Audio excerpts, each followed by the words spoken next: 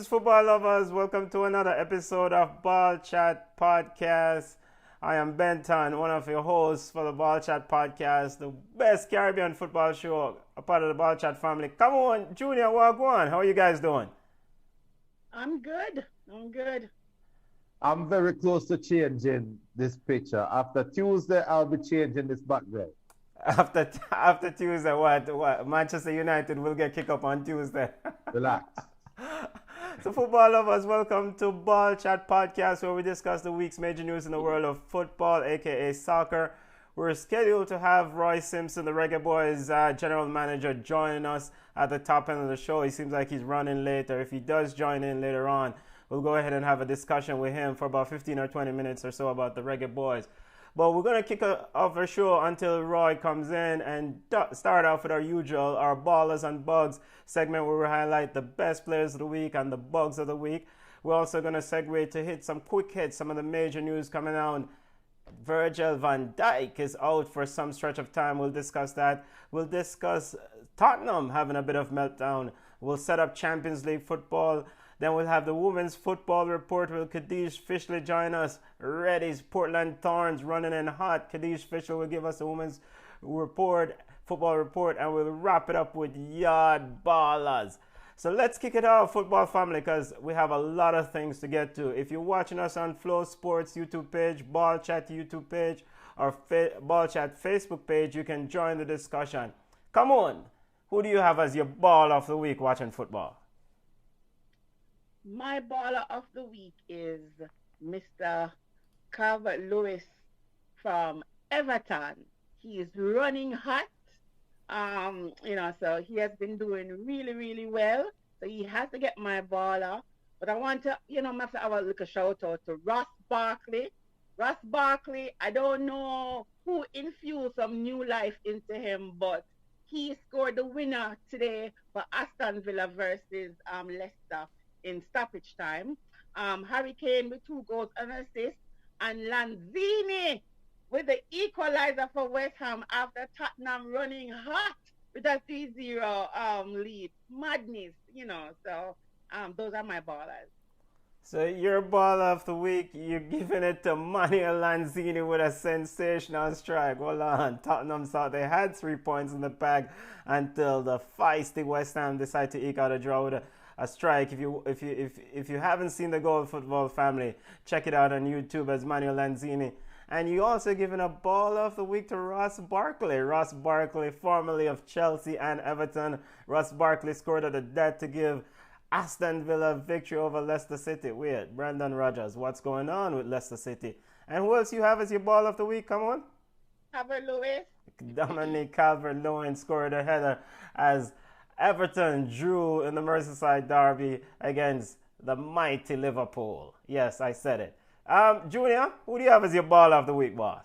Why, I sometimes I like to personify my ballers of the week. And my personification is all the schedule makers. After having 1 week off of international break, the schedule makers seem to make sure that we'll have some thrilling football games right afterwards. So in England, we had the Merseyside derby. We had Arsenal versus City. In Italy, we had AC Milan versus Inter Milan. It was just a joy to have some good football games after the international break. So definitely have to big up the schedule makers. Also, have to give a special shout out to my striker. Come on, your team from a striker, but he's my striker. Calvert, that brother is a baller. Dominic Calvert-Lewin, yes, he's running hot. Carlo Ancelotti seems to be right for Dominic. He's definitely scoring goals left, right, and center. Junior's ball of the week. He's also given a ball of the week to the schedule makers. We had wonderful games this week, a lot of derby. We have the Celtic Rangers derby, the Merseyside derby, and the Milan derby. So those are schedule makers for ball of the week. Junior is very excited about how the games ran this weekend. Were some impressive matches. My ball of the week and football family, big up yourself, Mikel Ace. Lanzini's Mikel's ball of the week. Stefan Hines, big up yourself. Family, who do you have as your ball of the week? If you just joined us, send on your ballers and bugs and want to let football family know that we were scheduled to have Roy Simpson, Jamaica's men's national team general manager, join us. It seems like he's running late. If he does show up or if he does join in, we'll have a discussion with him for about 15 minutes or so. If he doesn't show up, we just keep it going because it's ball chat, no matter what. My ballers of the week. Have to give a ball of the week to Napoli. Gennaro Gattuso of and Napoli outfit. Napoli beat the bricks of Atalanta. Hot run in Atlanta. It's almost like they slap them back and tell them, hold your corner, as they defeated Atalanta 4-1. And Ervino Lozano was sensational. Scored 2 goals with Politano, as Napoli seems like a legitimate title contender, even though Juve stole those 3 points against from them in that forfeited match because of COVID regulations. So let's watch Napoli very closely. And I want to give my other ball of the week out to Cadiz. Cadiz FC in La Liga. Cadiz FC upset Real Madrid. Weird. Cadiz was what? 1991 was the last time they defeated Real Madrid, almost 30 years ago. 14 years just back in La Liga, and they're also at the top. I just want to remind Cadiz FC fans, hold on to those points and keep going. Don't celebrate yet. You guys don't want to see relegation at the end of the season. So those are my ballers of the week. Let's segue to bugs of the week. Come on, who do you have as your bug of the week watching football? Chelsea and Frank Lampard. I mean, like, I don't know what to say. At the beginning of the season, I chose Chelsea to win the league. I probably need to take it back. I really need to reassess what's going on right here. Remember, I said that Chelsea's team, the offense is a Lamborghini and the midfield is a Honda. I am 110% sure that our defense is a ladder. It's not even a reliable ladder. It's one of those ladders where you need 2 uncapped men to come push the ladder. That's how bad it is with Chelsea, and I'm so upset. Tottenham and Jose, next bug. Come on. 3-0. Out of the gate. 1 minute in your score, and you end up come tie. Shame on you. Barcelona and Coma, something needs. This week has not been a good week for me. I mean, let me just say that. I was excited when Zidane and Real Madrid lost, and then no, for Barcelona come lose. So Chelsea, Tottenham, Barcelona, Real Madrid, Frank, Jose, Coman, Zidane.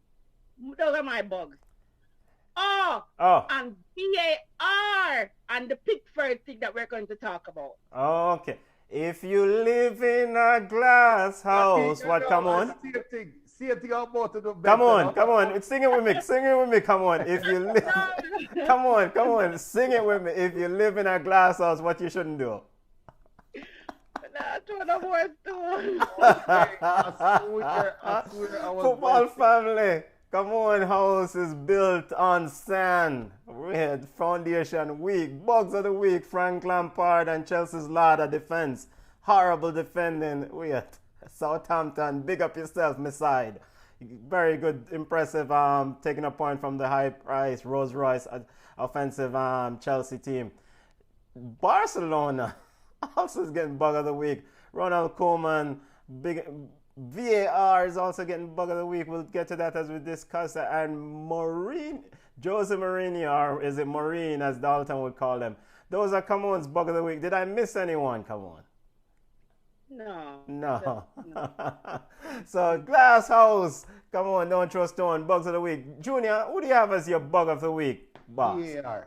Whoever the hell is that VAR official, it need $20. Unless it's a Manchester United fan, then I will understand why you gave that offside call. If you're not a Man U fan, I don't understand what the hell you're doing.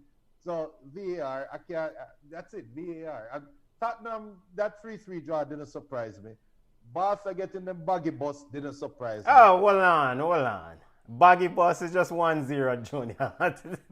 Okay. It's just 1-0. But that's it. VAR for me. Hey, on YouTube, Prime Minister is saying his baller is Pickford. honorable mention to Grealish for showing his close control, which is true. I always say Grealish is a baller. Damian Tomlinson says, I know Camon would say Lampard, bug up the week. Prime Minister said that's a weekly bug. Come on, need to call pest control for Lampard. And Benton, now is the perfect time to display. Yeah, so we have the chat up, and Stefan Hines, this is too long. Can you keep your comments on Oh my God, that's good. on the 150 characters, family? But What is this? Wait, Stefan, do you expect us to read this? This is a Someone wants thesis. justice. Big up El Pistolero, Franco. El Pistolero said, bug, VAR and Pickford. Who you got as your baller, El Pistolero? And, you know, Stefan, once you shorten that, we'll go ahead and read it, football family. Let me give a synopsis. Stefan is upset that His Excellency Sir Virgil van Dijk he's like at least 3 games. No, Stefan, the rest of the season. Stefan said, no justice, no peace. And he's been Stefan said, no justice, no peace. Somebody said, man, say that the police needs to get involved because that's a crime. What happened again? And we'll get to that in a second. But therapy session, get it all off your chest. All off your chest. All off your chest. El Pistolero is also bigging up Zlatan. Zlatan was sensational as the Lion keep roaring. AC Milan defeated soft soap Inter Milan. Anthony Conte, how you doing, family? We'll talk about that in our quick hits in a second. But my bug of the week is Antoine Griezmann. In the midweek on international break, Antoine Griezmann said, quote, he likes going to international duties for France. He said, quote, because they play me in the right position. Wow, he would like to go down the middle. Well, isn't that great, Antoine? Enter Saturday. Barcelona plays Getafe, and what did Ronald Koeman did? He let Antoine Griezmann play down the middle. Antoine Griezmann got a chance one-on-one with the goalkeeper, 15 yards out, no sort of trouble. Where did Antoine Griezmann put the ball? Into the 5th row in the stand. And you want to play down the middle, Antoine? It doesn't matter where you play on the field. You get the chance, score the goal. Bug of the week. Antoine Griezmann is my bug of the week for calling out. And another bug of the week, I wanted to, the 19 EPL teams that voted for pay-per-view for these games, going big up Leicester City for they're the only team that voted against that decision. Now the fans in the UK will have to pay 14 or 15 pounds or equivalent to $20 for games that are not on TV. Who wants to pay to watch Fulham versus Sheffield United? Bugs of the week. Keep the ballers and bugs coming. Let's try to hit some quick hits. I want to remind football family we're scheduled to have Roy Simpson, Jamaica's men's national general manager, on the show. Seems like he's running late or something is happening, or maybe there's a time issue. Maybe he's on Jamaican time. But if he does join in, we'll go ahead and admit him and discuss the Reggae Boys for a little bit. And Jason Frame said that his ball of the week is Mane, fresh from COVID, still hot like heat wave. Mikhail is saying that his bug is Mo. He just say Mo. And speak of the devil, we have joining us Mr. Roy Simpson, Jamaica's national team general manager, men's national team general manager. You're going to live long, Bridget. How you doing? I think he's still connecting. Seems like he's having some audio issue there. We'll get that figured out. Engineer on the job. Let's keep it going as we get Roy's audio figure out. Let's try to touch some quick hits in the major news that happened. First, let's get to the VAR issue. Come on. I mean, Jordan Pickford, Liverpool got robbed. Say it, come on. Liverpool got robbed. I said it yesterday. Don't force me to say it again today. You know, I mean, for real, I don't know if they're saying that there was an offside, right? That equate that remove anything after. But there was a clear foul anywhere else on the pitch.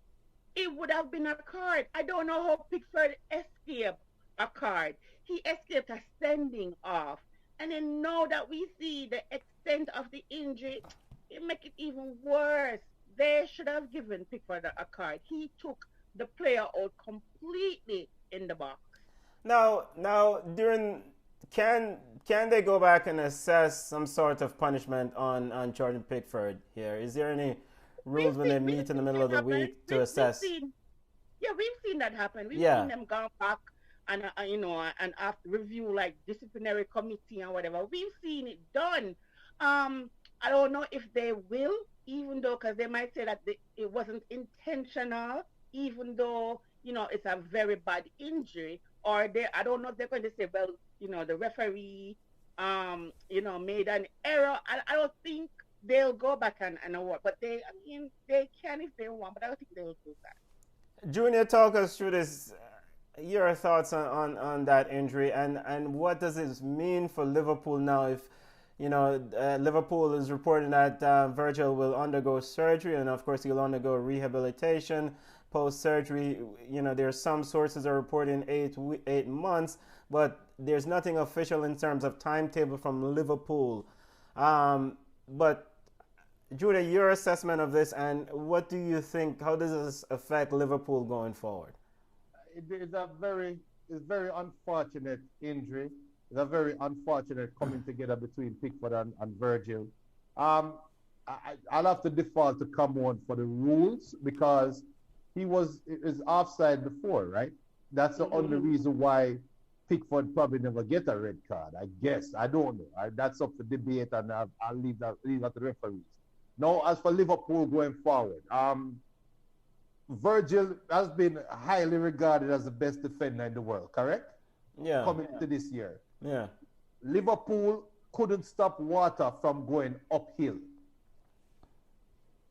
That is a recipe for disaster, possibly. However, if I was to give a Liverpool fan the silver lining, now we know where what's his name? The midfielder, Fernando? Fabinho. We know who's going to play for Virgil is Fabinho. Okay. So now that fixed the Thiago, Henderson, Fabinho playing together dilemma, right? Because before we were wondering how Liverpool midfield going look being so slow. So unfortunate for Virgil, you can never replace what he brings as a defender. But now Fabinho can somewhat fill his shoes. If it's 20%, 30%, whatever. Gomez going to have to step up big time. Yeah.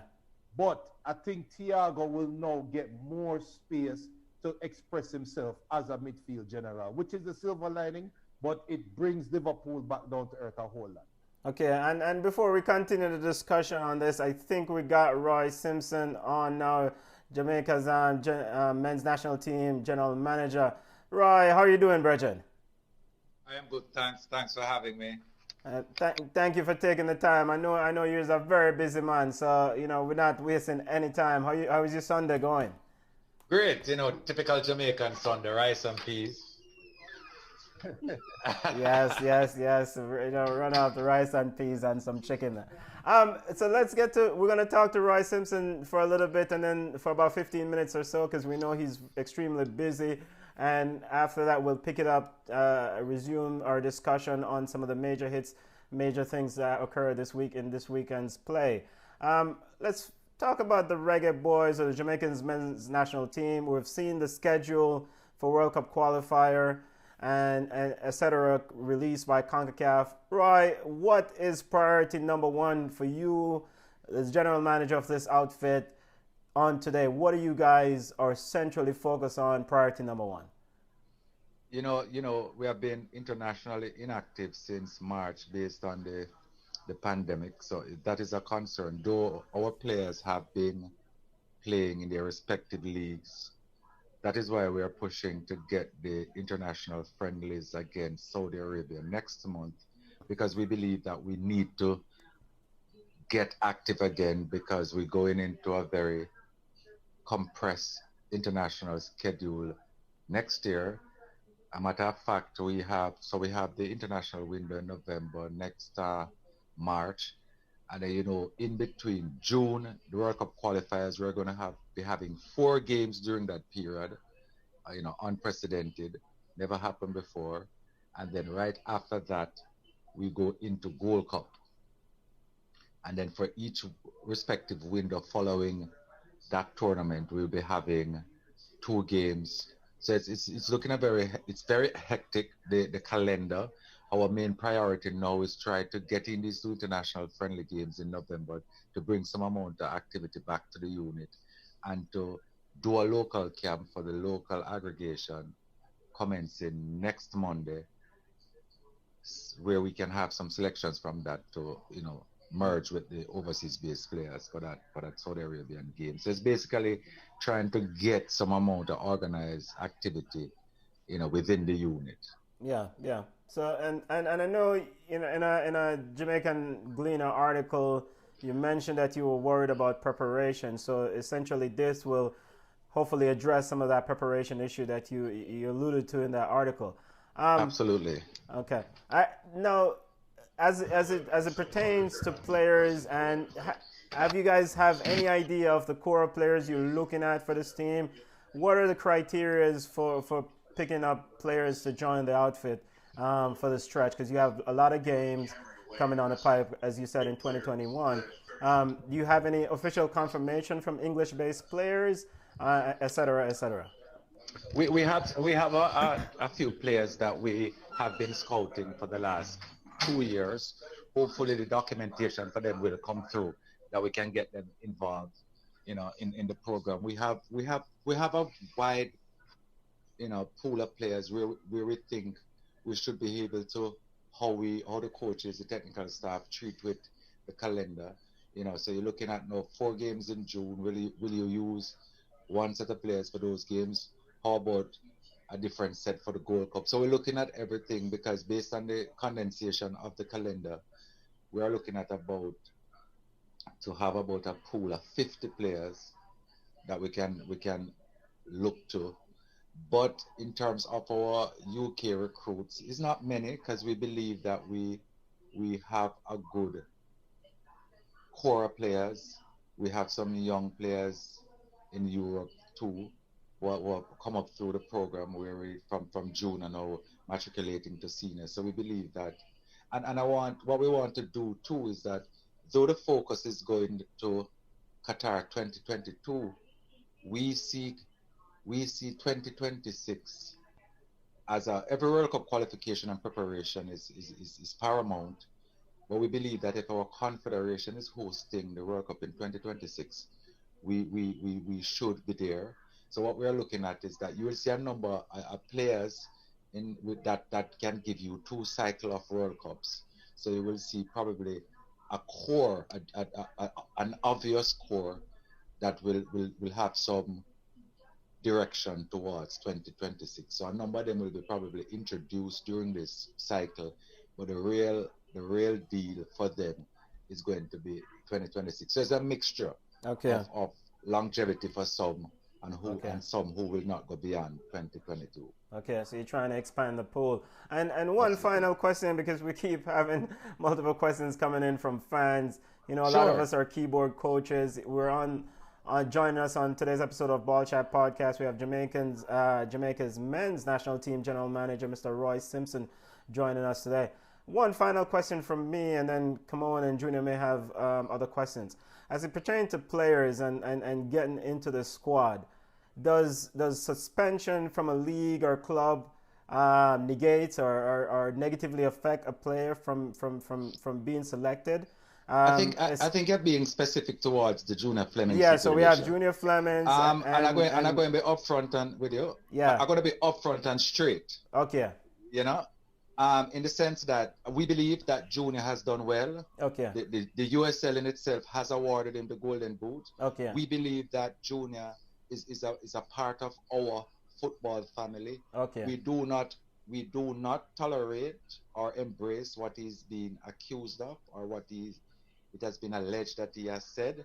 Okay. But we believe that based on his performances throughout the season before the situation happened, I think it would be somewhat, you know, unsupportive if we weren't considering to be a part of even the squad coming up for the international friendly. Okay, yeah. Thank you for clearing Because that remember, up. you know, it's a league suspension, Yes. not a confed or a FIFA suspension. Yes, exactly. Right. Exactly. Thanks for clearing that up because a few fans had questions about. All right, come on, and Junior. If you have questions, shoot them. I know Roy is pushing up against the time. Go ahead, come on.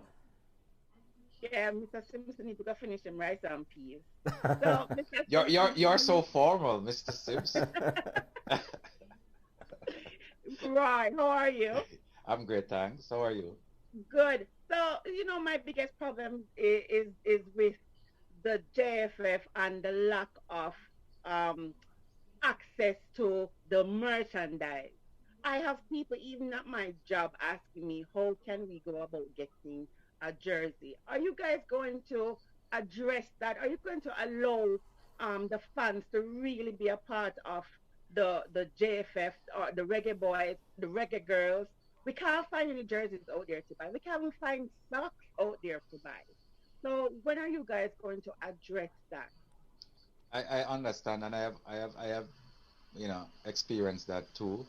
We have appointed a new marketing director, Mr. Onajib Bell, where we have looked at merchandising. A matter of fact, but that will kick in though, because what we're going to be introducing is a special edition of kits for the Gold Cup and the World Cup qualifiers. They will be marketed online. We will be doing some of the merchandising. So what we're doing, we have looked at it because we know that brand Jamaica, not just football, brand Jamaica in itself, you know, you can monetize it, and we have been looking at it, and hopefully we'll address some of the problems. But I must make this absolutely clear. And we have looked at the contractual agreements with Umbro, and unfortunately, the merchandising wasn't handled properly. We have addressed that, but as I said, we won't be rolling out that until we're introducing the World Cup qualifiers and the Gold Cup special edition kits. But we'll be having, there is some amount of discussions with the Marley Foundation and some other sponsors that will do also a special edition supporters jersey. So we're looking at it, and we hopefully come on that we'll be able to, you know, get it Mm-hmm. afforded to all our supporters. All right, my final question, and it's a gross. I'm upset. Every time I see the one Ben Godfrey grace the EPL pitch, I am so upset with the JFF. Because I remember Ben Godfrey a long time ago reached out to me, expressing interest in playing for Jamaica. And I passed that information on. Nobody reached out to Ben Godfrey. No, to Ben Godfrey blow, speaking of the EPL, I'm like, look at a player that we've missed out on. The same thing happened when Altamont Butler and Bibi, they were coaching the U20s. I had a list of players that I know that they could actually help the team. Reached out to them, sent the information. Nobody contacted the players or anything. And you know what happened with the stuff. So my question is this: how are you guys um, looking at players overseas? How are you scouting? Remember, me already said to me, that I know people who would be unofficial scouts that would see the players, see if they're interested, get the CV and send on to the JFF, and then you guys could make a decision. What is it that you guys now have in place so we can find that talent in West Virginia, in Maryland, in DC, in New Jersey, that player that can help the U17 and eventually, come up. So we don't have to be running down the Ravel Morrisons of the world. This is what I'm saying. So what is it now that you guys are doing to find that diamond in the rough that can actually move on to be one of the biggest things for Jamaica? I think first of all, what you have to understand is that the JFF being a national association, we will always try to balance how we deal with talent domestically and how we deal with talent internationally. And you also will be aware of the kind of backlash that we get when our supporters locally believe that we have too many international players. But I get you though, in terms of what I would like to see from the JFF is that even if a player is not going to be selected, there must be an avenue to look at, to give that player the opportunity to come and participate in a training camp, in training sessions. Because let's face it, we can recommend a number of players, but the technical selection and the technical component of it will be left to the coaches for selection. But what I will like to see, and hopefully, because we're looking at a number of things, because what we're trying to do, as you said, come on, is that you want to engage the players from early. You want them to grow through the program. You don't want, when they are at the ending or the twilight years of their career, that is when Jamaica becomes an option. But what we really need to do at the JFF is that when recommendations are made, is that we create the opportunity for that player to come in and have the technical staff look at them. Too often, we have dropped a number of catches because we do not address or attack on these recommendations. Yes. So, and then when you fix that, can you put it out there so we know?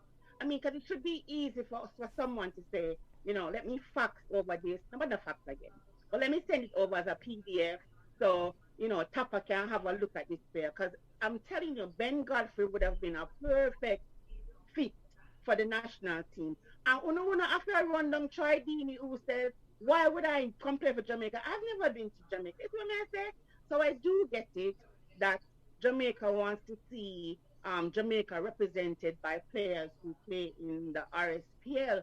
But at the same time, there has to be a balance where Jamaica don't want to get 15 love. You see what I said? So I'm with you on that clearly, because even if there's a preference towards domestic players, I believe that Jamaica is not just residents in Jamaica. Jamaicans are global citizens. So I believe that people in the diaspora, we must, for example, can we do a ratio? Can we say, okay, for example, 75% of the team local, 25% from the diaspora? I think we need to acknowledge and address that and appreciate that kind of input from the diaspora. okay, thanks. Over to you now, Junior. Yeah, so greetings, Mr. Simpson. First of all, thank you for giving us your time and helping to give us the fans the opportunity to see and hear what's going on behind the curtains. And I just want to say, we at Ball Chat will love to help merchandise those jerseys. We're not gonna lie to you. We would love to help provide the avenue. So when the marketing guy, Mr. Bell, is ready, we are here willing to help, just to give a helping hand wherever I appreciate that. Yeah. So, but my question now is, sure. It's a two-part question. Mm-hmm. As a team manager, what is your greatest memory of the Reggae Boys as a team manager, and also your greatest memory of the Jamaican football team, whether as a manager or just as an overall fan, just to let people know? Okay, I share with you when we went to Nicaragua. We had lost at the National Stadium and we had to win in Nicaragua to go on into the World Cup qualifiers.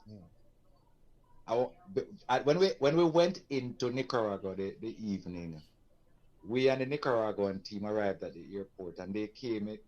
There was this bus. I don't know this auto bus, like when you see the teams in Europe win Champions League. Yeah. And the players on the roof of it.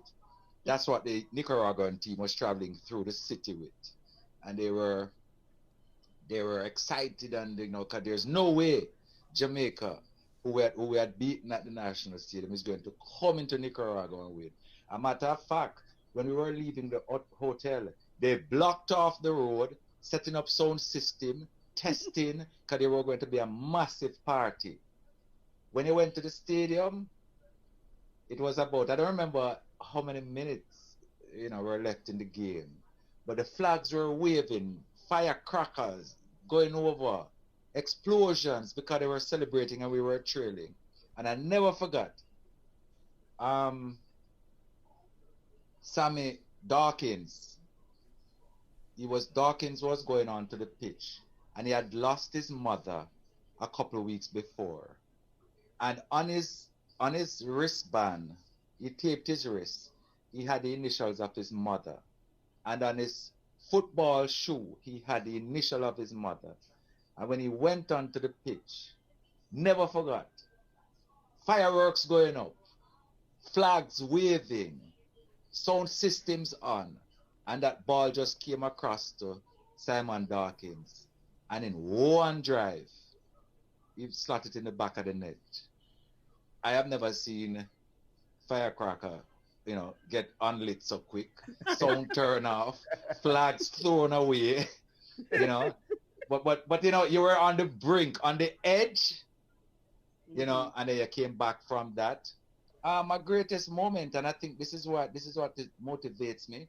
I believe during the 98 campaign, I believe the oneness that Jamaica had, the movement behind the team, the feeling that you got that national pride, the energy, everything was Jamaican, everybody was Jamaican, and I think for me, that is what has driven me. I remember that experience clearly. The Sunday evening, my son was about 5, and then he left me in the grandstand and went onto the pitch. And then everybody was saying, your 5-year-old son gonna leave you in the crowd and thing. And I said, no, man. And a matter of fact, he brought back 10 of my friends, offering them a drive in a sedan, with 5 seats. Imagine 10 people, my son offering. But then again, though, that particular moment, and I believe that should be a consistent vibration here. And I think, though, if we can just get everybody, even this what you guys are doing is so great, because that is part of the movement. That is part of the support. These are the avenues that we're going to embrace and get people to support us.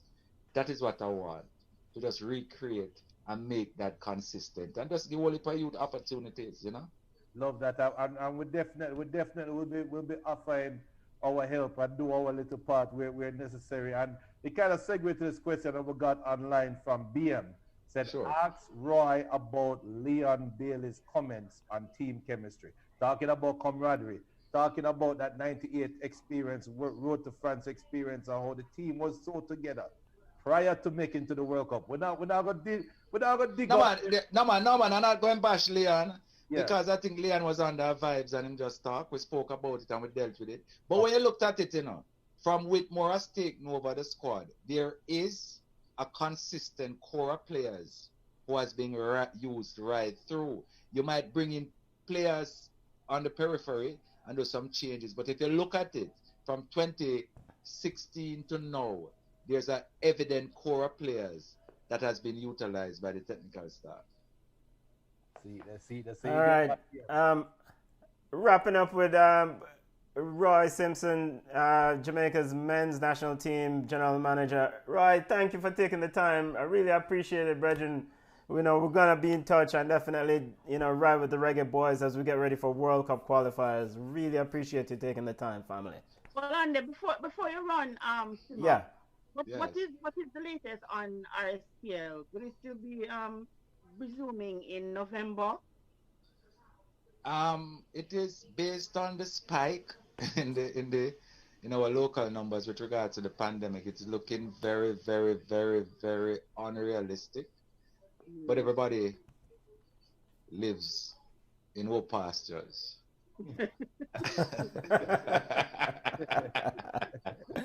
But football family, you're staying safe though, right? Absolutely. And I hope you guys are too, Yeah, man. We have a crisis on our hands here, But, so hold a second now. So isn't that the whole headache? Because I know with all the games that will be coming up next year, remember the players, the local players have not played any games since March. So if they don't get back to earning, playing, keeping fit, then them goose are gonna cook when it comes to the next year. And for those who will be on the edge of getting just the right amount of caps to go, to play, overseas. That's not really good, though. I mean, is there anything put in place to help those players who are on the edge? Because I know Jamaica is going to move up in the rankings, and getting a work permit to England is going to be a little bit more realistic. Is there something in place to help those players on the edge of being able to acquire a work permit? What we're looking at, even this is one of the routes that I think a number of our partners have been doing, because you get them into Europe, but you don't get them into England. So for example, you send them to Belgium, you sell them to Slovenia, you sell them to Austria, send them to Switzerland. So when you put them in the leagues there, and from there, it's a kind of, if you notice, even the Leon handlers did it, Mm-hmm. right? Instead of we waiting to go direct, for example, into England, you get them probably at some lower leagues, clubs, and they work, build themselves up, and then now they can go direct. But it's just a unique time we're living in, and I'll leave you with this. Bob always say, you're gonna know how strong he is until the only thing you can do is be strong. And it's just a situation like this what we're going through now. You can look at a number of things what we can be doing, should be doing, but right now, COVID-19 dictates what you do and what you don't do. So we're just asking all our supporters and fans to just be patient with us. We're working behind the scenes, and we hopefully, as I said, let us just work together. We're going to have our differences and whatever, but I want everybody to understand that we acknowledge and appreciate the support that everybody has given us. And it's football, and we know you're going to criticize you. You're going to hate to love you and love to hate you. Exactly. Okay. Reggae Boys play Saudi Arabia November 17th, November 14th, and 17th in Riyadh. Officially, that is set, right? Right, correct, Roy? 100%. 100%. All right, football family, stay safe. And we're riding with the Reggae Boys, even though we cuss them sometime. Go on, stay safe, family. Hey, let me tell you something, ball chat. Guess what? Anytime your Jamaican people don't cuss you, them don't love you. All right, exactly. Like that. Bless up, family. Yes, I. Awesome. All right, take care. Yeah, man. That was the Reggae Boys General Manager, Mr. Roy Simpson, joined us for a brief discussion on the Reggae Boys and the plans coming forward as they get ready for World Cup qualifiers and the Gold Cup coming on the pipe. All right, continuing our quick roundup, quick hits. Everton versus Liverpool, we quickly was touching that. We're pushing up against the clock, but I want to hear your thoughts. Is Everton legitimately considered now a title contender, a top 4 contender? Come on. Yeah, listen. You know what? But me tape them, man. I said it. Did you pick them? Come on. Not really, but I did say one of the blue teams are gonna be up there. and right now it's not Leicester, so and it's not Man City, so it's Everton. Listen, Everton went out there and they got the pieces to make them team a strong team. We always talk about Imus Rodriguez. He's a very good player, and I think that he has been dealt a hard deal, but he's coming back and showing what he can bring to a team.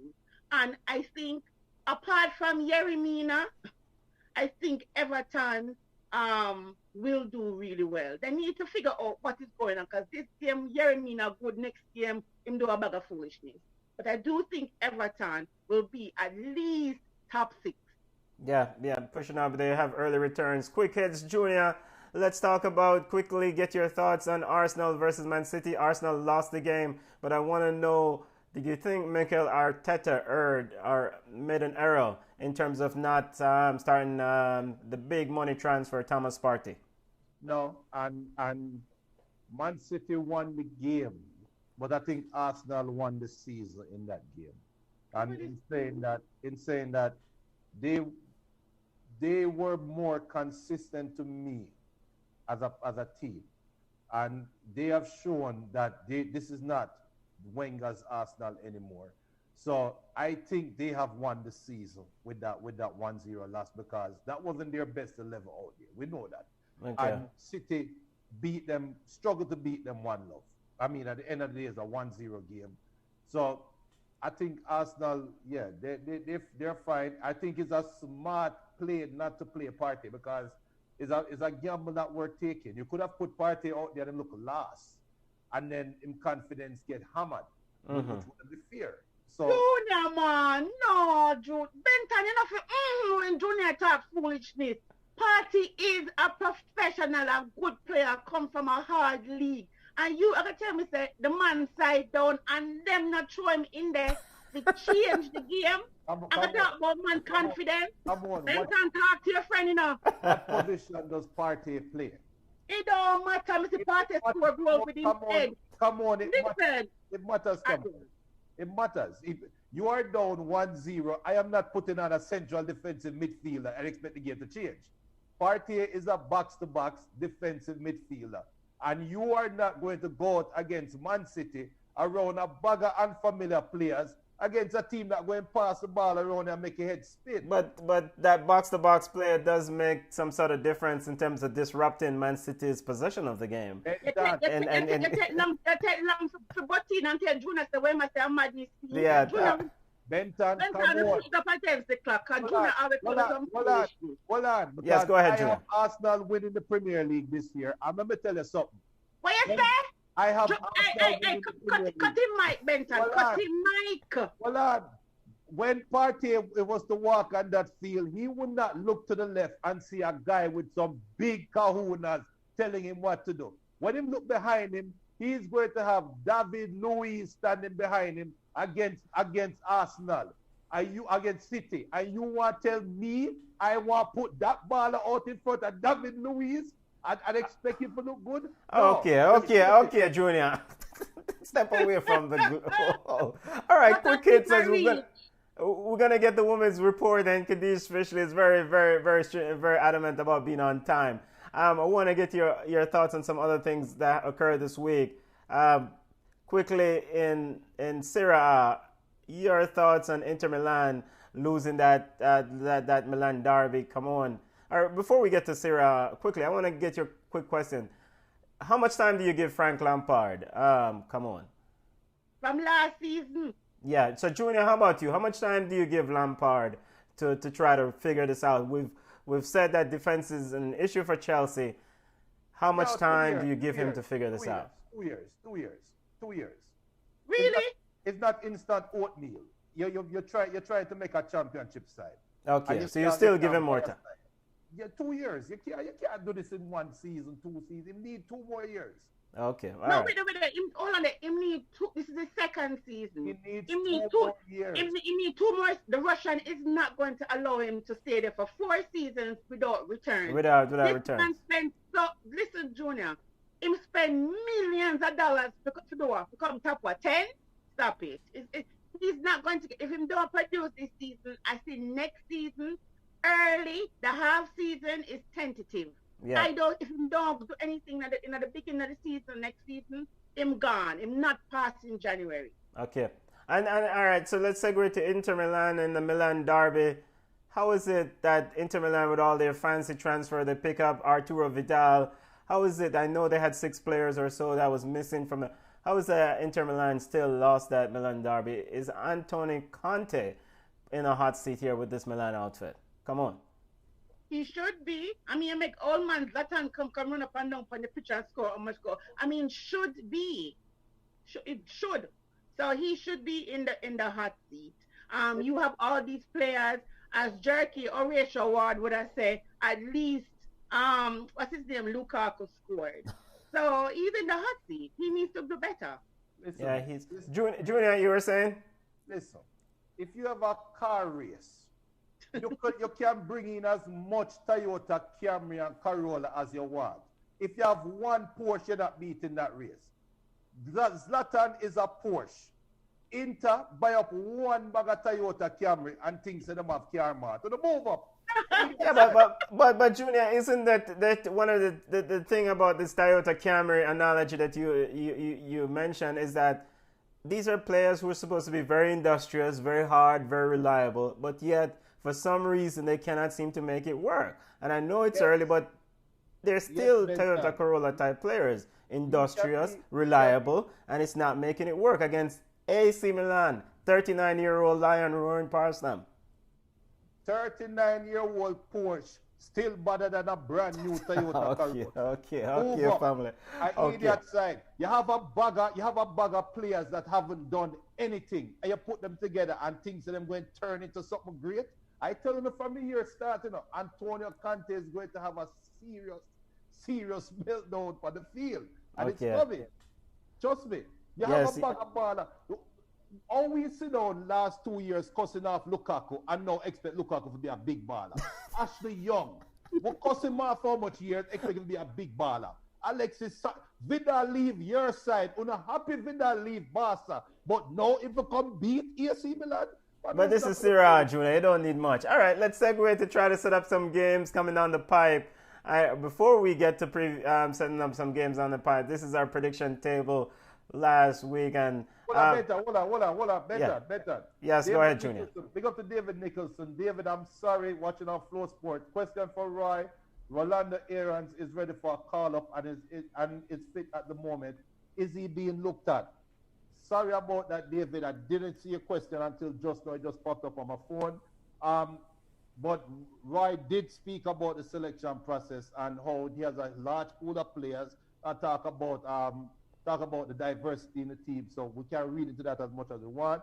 Errol Phillips asks, will Junior Fleming be included in the Saudi Arabia tour?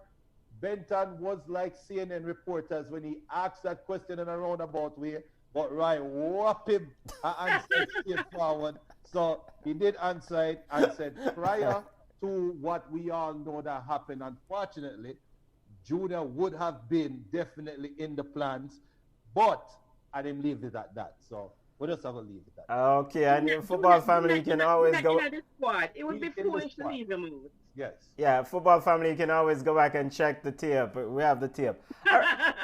All right, let's segue to set up some games coming down the pipe and first look at how we did in this rounds of prediction.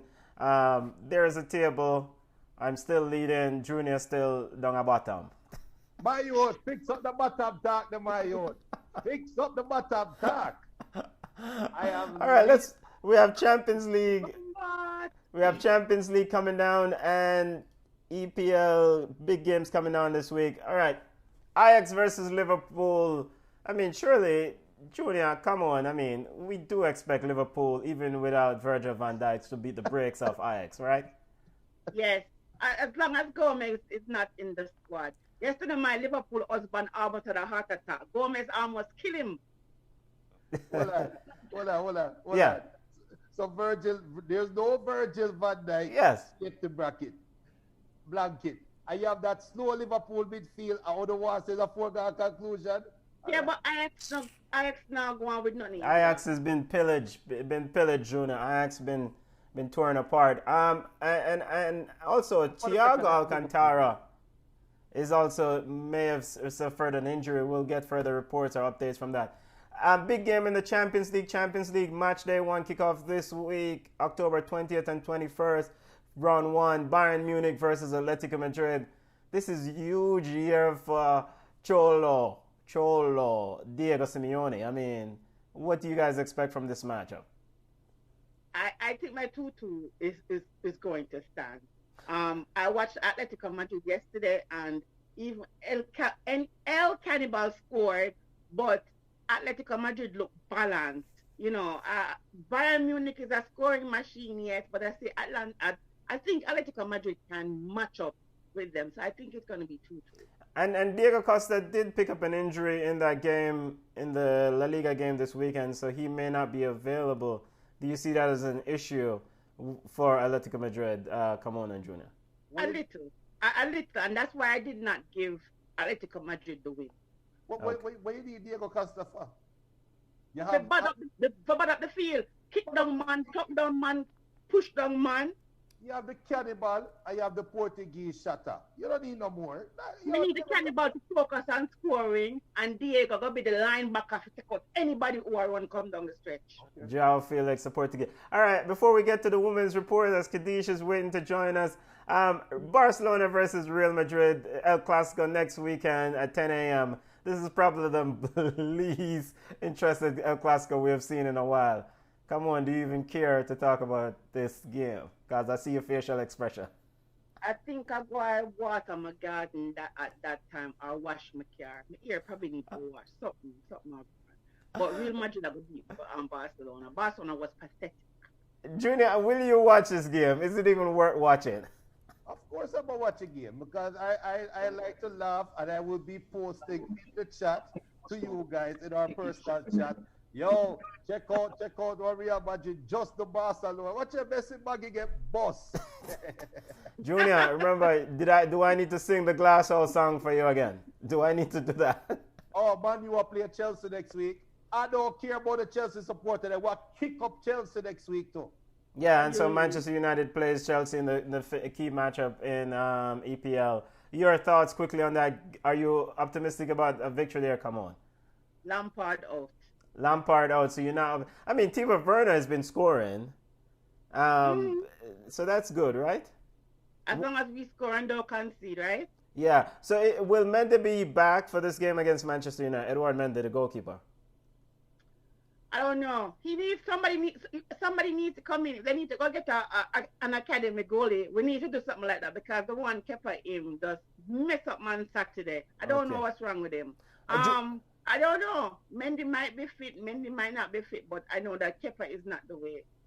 Junior, Manchester United versus Chelsea is a big game next weekend. Are you excited? I mean, since when you guys get excited about idiot matches? I'm not thinking. I was lying about we beating Chelsea. I am afraid of Kai Havertz. I mean, Havertz is going to dominate that. That's a perfect game for Havertz to dominate. I hope Ole has the kahunas to drop Pogba and drop the fridge. Drop the fridge and make the compressor drop out and burst. We the don't Englishman again. Drop El Chapo. Harry Maguire won't get dropped, Junior. He scored. We don't want them. He scored yesterday, Junior. He won't get dropped. No business. We get how much you get for Tottenham? About Newcastle.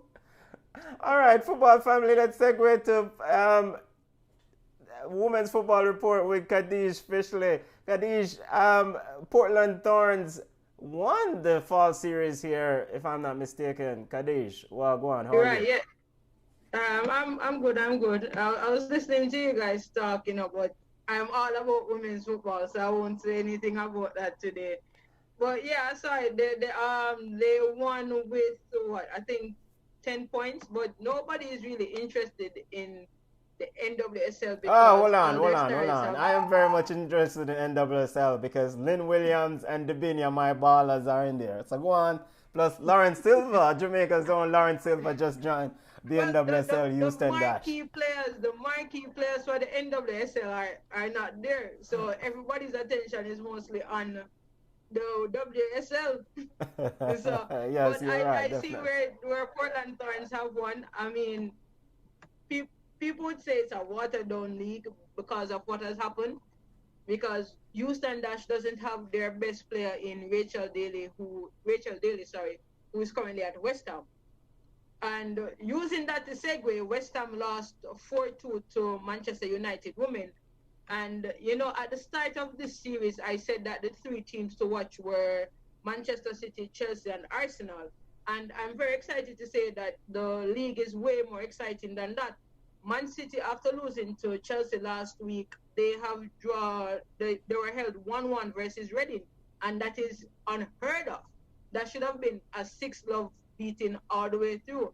There was a North London derby today, Arsenal versus Tottenham. Unfortunately, Tottenham lost 6-1, but they have scored their first competitive goals against Arsenal in how many games? So there is improvement when it comes on to that. There have been rumblings about the West Ham coach though, because they recruited well over the summer. So, but the results that they're getting, it's not going the way that they planned. Moving on to Spain, Barcelona has continued their winning ways with a 6-love drubbing of Sporting Huelva and Atletico Madrid, Santa Teresa. This is a two-horse league. Yeah, it's a two I horse. can say Yeah, that. It is growing, but it's a two-horse league. It's between Barcelona and Atletico Madrid. Atletico Madrid. Yes. Right. And Leon is a one. France is a one horse. Is a one horse race. Leon has won how many years in a row now? So, but they won 4-0 this weekend. Montpellier won 1-0, and PSG, who is the biggest opponent to Leon, won 3-0. So I can't wait for that match. Unfortunately, our Jamaican baller in France, her side lost 3-1 after going a man down early out in the game. A woman So down. currently, woman down. Sorry, it's the football. So the top three in Spain is Barcelona on 9, Atletico Madrid on 7, and Bilbao on 7 points. The top three in France, as I said, Lyon gone 18 points, PSG on 16, Montpellier on 16. England now. England, that, as I said, England is very excited. Arsenal is on top with 15 points, with 29 goals scored. That is the most out of anybody. Everton is in second with 13 points, and Manchester United on 13 points as well in third. Chelsea have played one less match than everybody in the top three, because a player in the Aston Villa camp, she tested positive for COVID, so they had to postpone 2 of their games. Unfortunately, there's no women's football this weekend. It's international break, so that's a weekend without women's football. Yes. Oh. I know it hurts. But It say, hurts. I'm come watch Chelsea versus Man U. Yes, and let me just say, my sister, come on. This is the women's football report. Come, Kadish. We need to give Lampard a chance. We cannot blame individual mistakes on the coaching. Not you two. Not you. Hey, cut her mic. Benson, cut her mic. All right, Kadish, thank you for joining us. You see, Kadish joined us for the women's football report and decided to come talk about Lampard. Come on. Stay safe, family. See you in 2 weeks. Yes. All right, bye. All right, the Yawd Ballas. Come on, we need a quick, short version of Yawd Ballas as we highlight Jamaican players playing overseas. 30 to 40 seconds or a minute. All right. So Damian Lowe and Kevin Lambert beat Reno FC in PKs to advance to the Western Conference Finals. Devon Speedy Williams and Louisville beat St. Louis to advance to the Eastern Conference Finals, where they will meet Jordan Scarlett, another Jamaican, at Tampa Bay Rowdies. Martin Davis picked up an injury. I hope that he recovers quickly, because he was really on fire in the Malta League. Leon Bailey started and provided an assist in Leverkusen's 1-0 victory. So here's to him starting many more games. Shaman Nicholson came off the bench for 22 minutes versus Genk, and they actually lost the Genk 2-1. So after a rough start to the life in Premier League with Fulham, Jamaica's national defender Michael Hector could find himself in the English Championship, Queen Park Rangers or Sheffield Wednesday. They're interested in getting Junior's big baller, Michael Hector, because he's not doing so well in Premier. So that's the run-up. All right, football family. Michael Hector, God go with you, Virgin. Another junior defender, a come-on side defender, Chelsea defender. Yes, that come on, Chelsea defender. All right, football family. Junior, do we have any big up for any new subscribers? We want to big up C-Wave Property Solution on Facebook. Big them up for subscribing to Ball Chat. You need real estate needs, check out C-Wave Property Solution. We also want to big up Coach T on Facebook or Instagram, new subscriber. Junior, you have any more? Big up to I am Jack Lenson. Big up to I am Jack Lenson. That's watching right now. So big up Jack Lenson. Big up yourself every time. Also big up to Tough Lion, the boss Tough Lion. Big up. That's it. And football family, you know, if you like the content, please subscribe to our YouTube channel, our Facebook page at Ball Chat, podcast on YouTube or Ball Chat on Facebook. turn on your notification signal so you can get new videos as we upload them. We had Jamaica Reggae Boys General Manager Roy Simpson on, for those of you who joined late, so it's something that you want to go back and listen to. You can connect with us on social media, Ball Chat Podcast on Instagram, Ball Chat 1 on Twitter, Ball Chat on Facebook. You can email us at ballchatpodcast@gmail.com. Come on, Junior, we're going on the road now, family. God, but people, we're going to push hard to be a part of that GFF plan, I'll push hard and help the people get merchandising for the Reggae Boys. You want to say about that? Yes. Come on now. Come on already. I have to see. So, football family, we're going on the road now. Bless up. Stay safe. All right, later.